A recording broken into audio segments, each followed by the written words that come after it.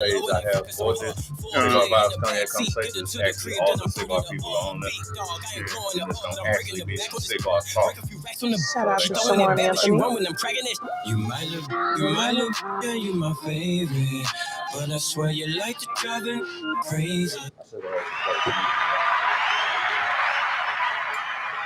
And we're back. Cigar vibes and cognac conversation, part 2, baby.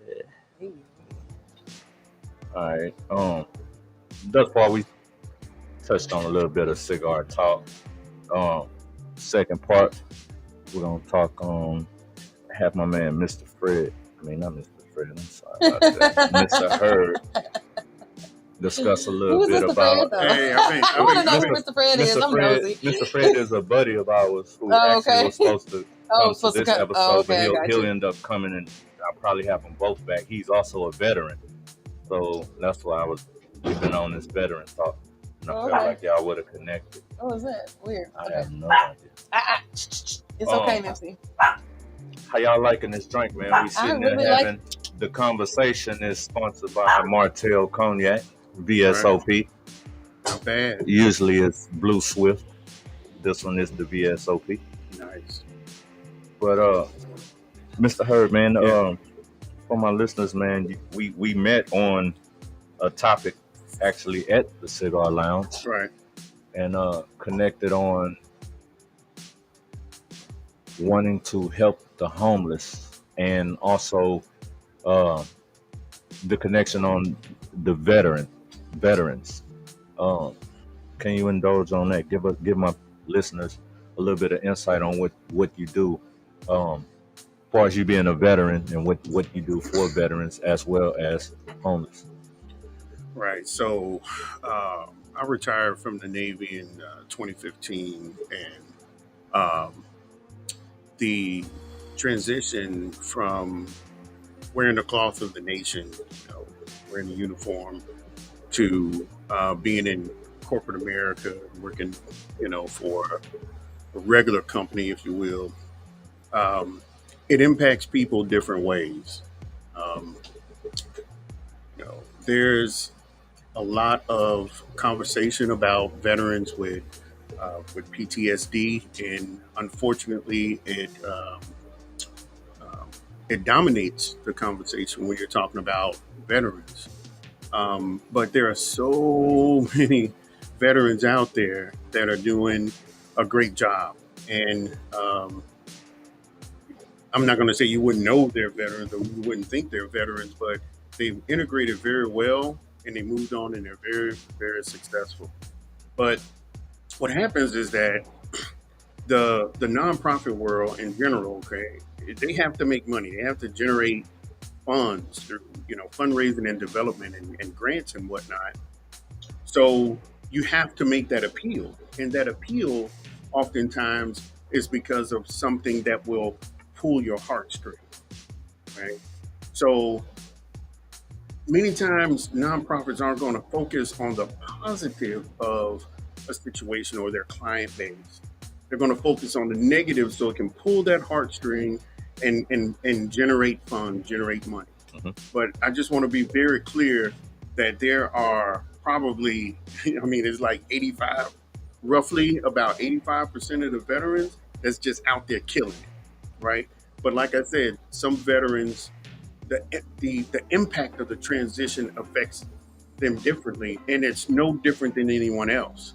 Whenever someone moves from something that they're used to something that they're not, it impacts an individual differently. One individual one way, another individual a different way. So what I did, just to go back to, retired in 2015, I did 22 years in the Navy. And I wanted to still serve in a certain capacity with my brothers and my sisters. And those are the veterans. So I worked with Texas Veterans Commission, and I was a case manager. I didn't want a whole lot of responsibility. I used to, I'm a retired commander, so I had a lot of responsibility. 2 different commands I have under my belt. thousands that I've trained and mentored. And I really wanted to just take a break from being ultimately in charge. So I went into, Texas Veterans Commission and was a case manager because I wanted to be at the pointy end of the spear. I wanted to be at the point where the veterans that are coming in that need assistance, I can help them right there. Right. Not creating policy or anything like that. So I did that for about 10 months or so. And honestly, it got a little, I don't want to say boring, but I'll say that I was unable to maximize my potential for veterans, not for myself, but for veterans. So this one job opportunity came across my desk, and this with U.S. Veterans Initiative, also known as U.S. Vets. So I became the executive director of U.S. Vets for Houston.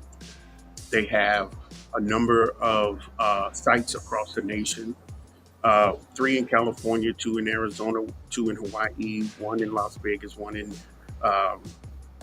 DC, and also 1 in Houston. So I ran that organization. We had a little over 400 veterans between 2 different buildings, and we directly assisted about 140 or so veterans. And they came off the street, literally. Definitely. And that was ongoing. It was an in-resident program, and they got meals, they got guidance, they got counseling, they got job counseling, they got everything. And when you hear, like, I remember specifically a Marine that was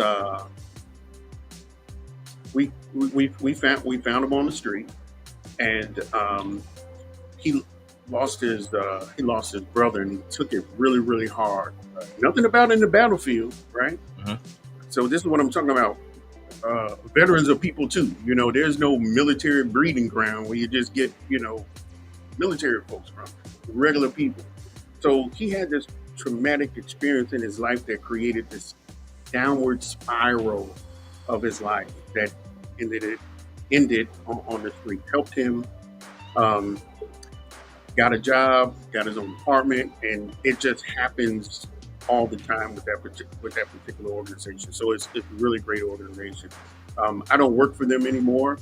I worked for them for about 2 years and 9 months or so. And during the break, there was a little bit of conversation about, is it okay to take a break, right? Right. So that's what actually I'm doing right now. Okay. is taking a break. This is my 6th or 7th month without working since I was 15. And I'm 52 years old. Wow. So Okay. so you need to have a break so that you can reset, re-strategize, have that mindfulness. Where are you right now? Not worrying about too much about what happened in the past. Mhm. Of course, planning for the future, but understanding where you are right now. You can't do that without having a pause to reset. And actually, I like that. yeah, and actually in military strategy. See how he tied that all in? I like No, but seriously, in military strategy, there's this thing that's called an operational pause. And when you're in conflict, and when you're actually on the winning side, that operational pause is typically for the on the winning side. They take a pause so that the opposition can reassess. Okay, am I going to continue to go down this perilous path? Am I going to acquiesce? Am I going to give up? What is it that I'm going to do? So it gives your opponent the opportunity to reset Or quit or quit. honorably. Hey, you White know, flag. hey, well, you know what? The thing is, when you're making decisions about anything, you always want to have a certain number of options out there. Okay, I can do this, I can do that, I can do that. But the one thing we always forget sometimes, and just transitioning from the war analogy, some things that we do is that we don't think about keep it the same, do nothing, and then what are I'm the Martell opening. what are the ramifications of that? Yeah. What are the ramifications if I stay the course? Yeah, it's rough right now, but does that mean I got to change my strategy? Right. Or can I push on through? So sometimes, an appropriate course of action is to do nothing and to push on through. That's probably the hardest thing for most people to conceptualize. Yeah. People that are like, trying to make something happen. But I will say this: I do not put my veteran status out there. Yeah. I don't tell people, especially people I work with or artists or anything, because I know of the stigma that comes with being a veteran. Or when they hear a veteran, they automatically think I'm missing a limb, or they ask me if I killed someone before. Is this like really completely like it just to the point where I don't even tell people because then they don't want to work with me. So excuse me, I've never. I just don't put it out there. I just don't. And we have a whole 501c now called the Igloo Point. And I want to do a tour called Veterans Entertained by Talent. So it's V.E.T, vet. You know what I'm saying? And I want to tell my story, just little parts of it, like, just coming back from trauma or being a female in combat or experiencing, some of the things, like not too much of it because I'm still working on even just dealing with that shit, but reality-wise, just being able to intertwine that with music and knowing how music helped me so much and how it can really improve your quality of life. That became like my passion, and like that's what I want my impact to be is like travel around to different USOs, and perform, and in between the performances, I'm telling my story as a veteran, so that even people that are there, they're like, damn, when I get out, I can still, pursue this dream, or I can still be part of, Whoop de Whoop, or damn, she doesn't look like she's got PTSD, or she's 100% disabled, or anything of that nature. Right. So, two things, just real quick. One, I'm going to refer you to somebody that might be able to help you out in that space. Okay. All right. Two, it goes back to, again, that negative connotation that people have with veterans. And it's because, again, one of the elements is because that's what they see on TV. I was going to say Hollywood for sure. Right. Hollywood, and just from the nonprofits that are asking you for money. So, we believe what we see, but there's an old blues song, I think Johnny Taylor, that said, believe none of what you hear and half of what you see. So you have to really contextualize things. So that stigma. Good. Try to give him everything, but I'm fucking up. Yeah, I'm listening. No. But so that stigma that's associated with veterans is because of the ignorance, not negative, just lack of knowledge, the ignorance of the general population. I agree.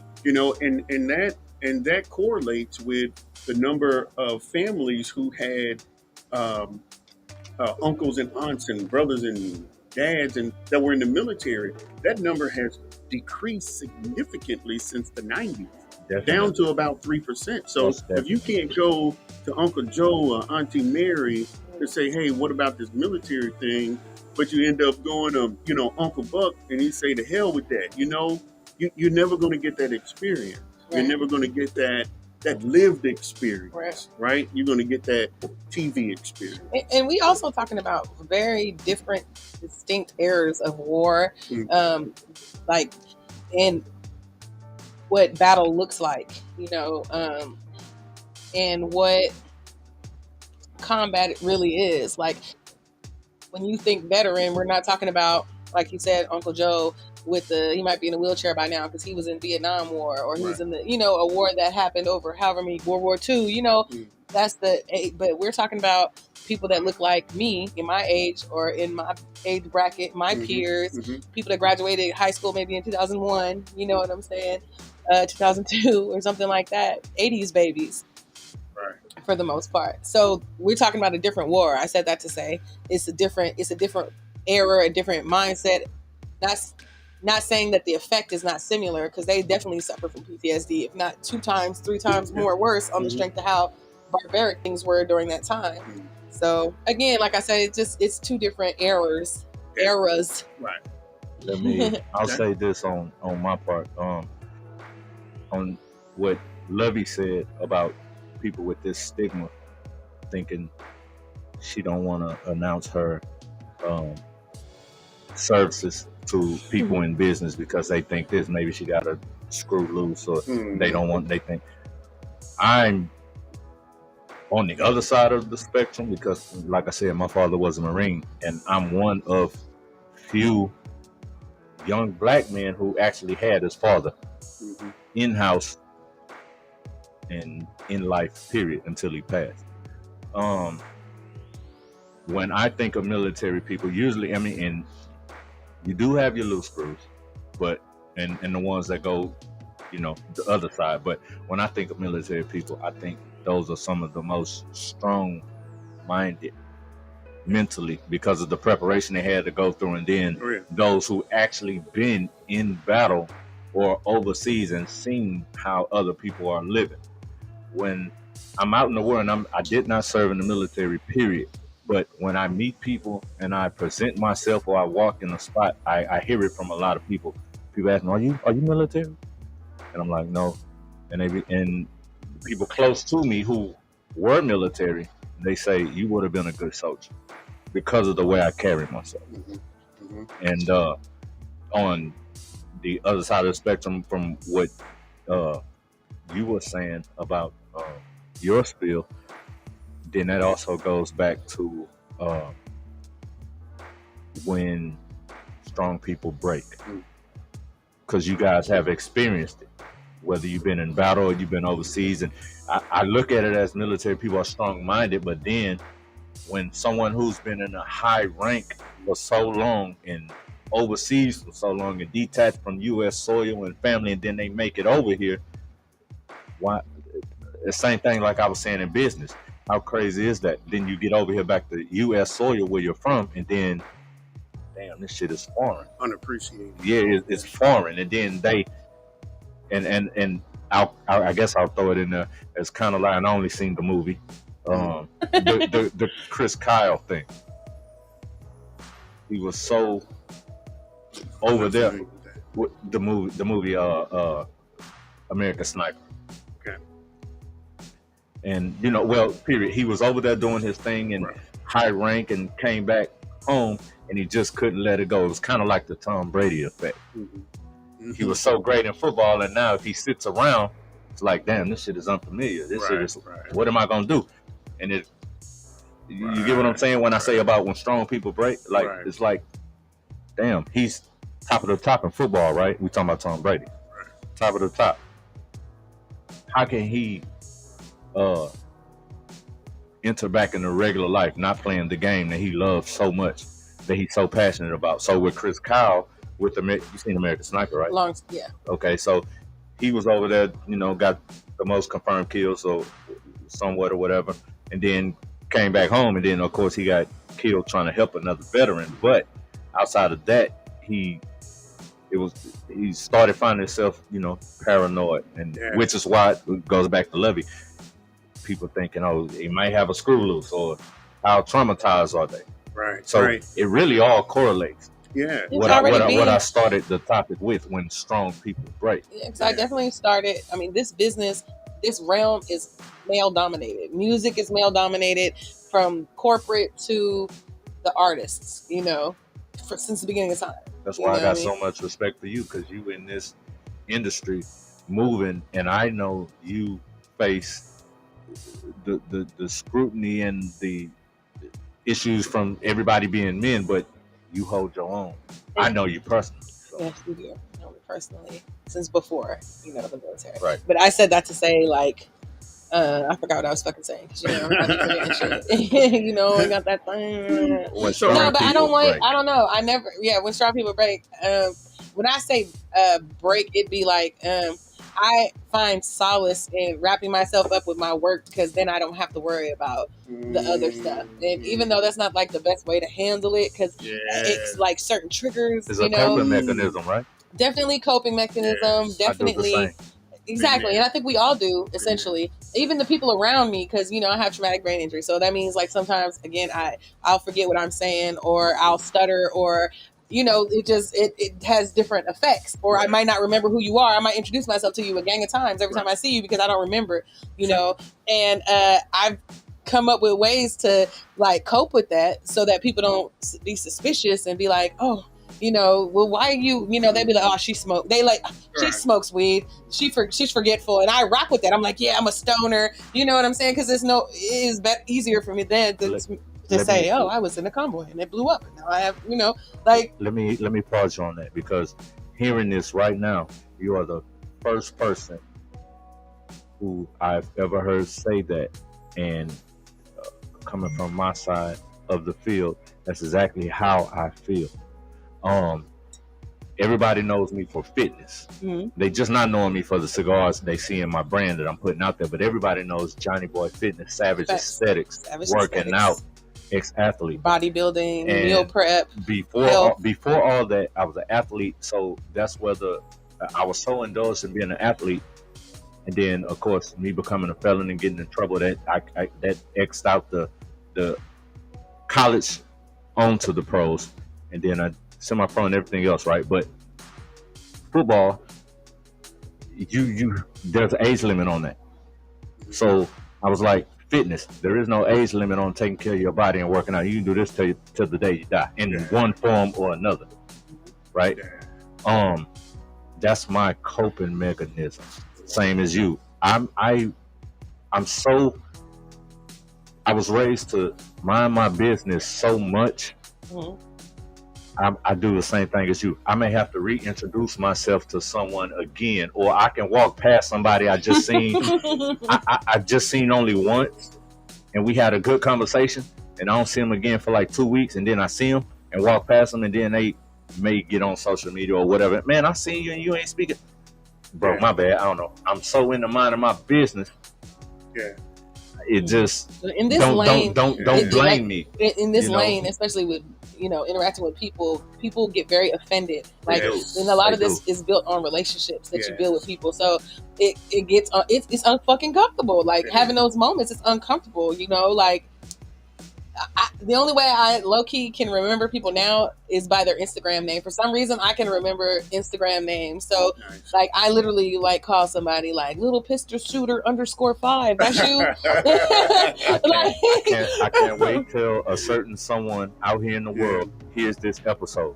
I just told them what you said 3 days ago. Oh, that you know them by their Instagram name? No, not that individual, but it was a topic about it.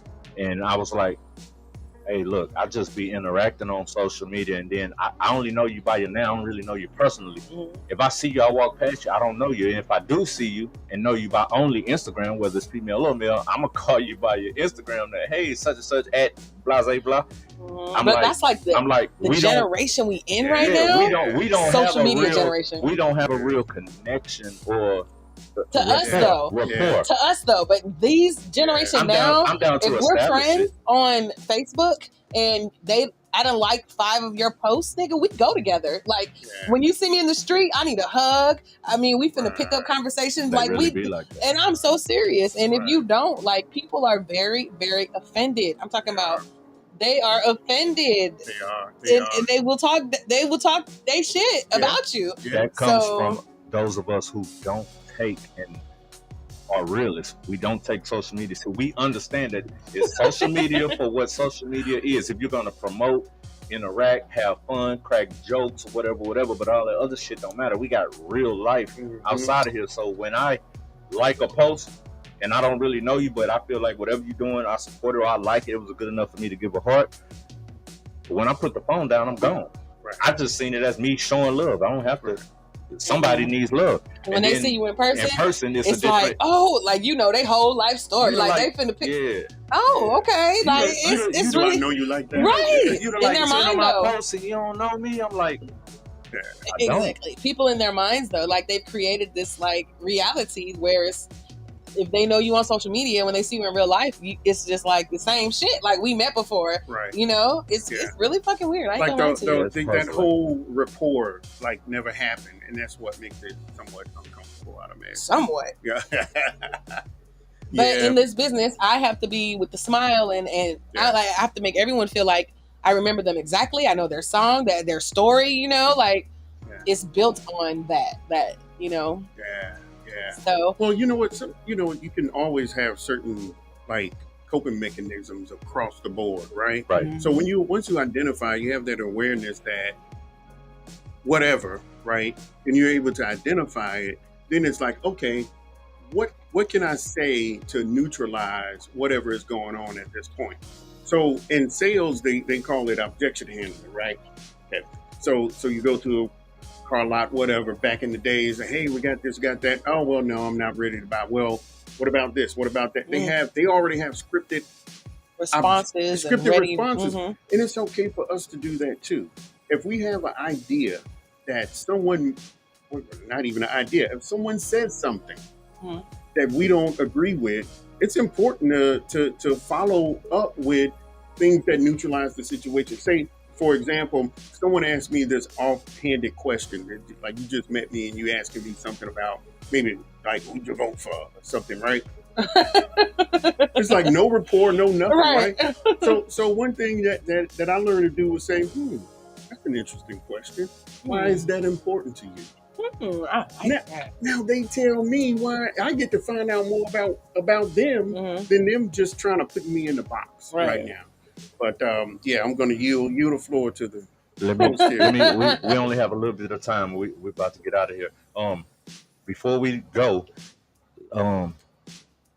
give us some information, man. Go ahead and jump into what you do for the veterans, and how, if anyone wants to reach you that listens to this, that's a veteran and may have been looking for this advice or that type of help. Like, man, damn, how can they reach you, and what do you do? Let's talk about the homeless real quick. How do you help? Well, actually, outside of the homeless, I've kind of migrated off into helping veterans who find themselves in corporate America and being able to deal with that. Okay. So I do that as a coach. So I'm a coach, and I can be reached at Global Pros for Impact _coach.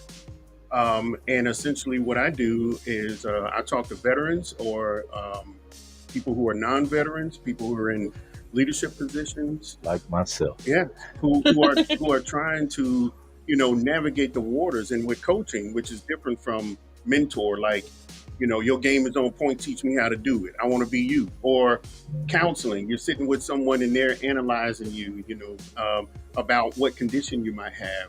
Or even consulting. Consulting is you're a subject matter expert and I need you to do X, Y, Z. Coaching is more about bringing a certain amount of awareness to the individual that you have all the tools necessary to answer your own question. And I help people realize that they have the answers. And that's what coaching is all about. There's definitely a big difference between that and mentoring. Let me say that, because mentoring is some of the hardest shit to obtain when you're coming from the bottom, but you decide to seek mentorship.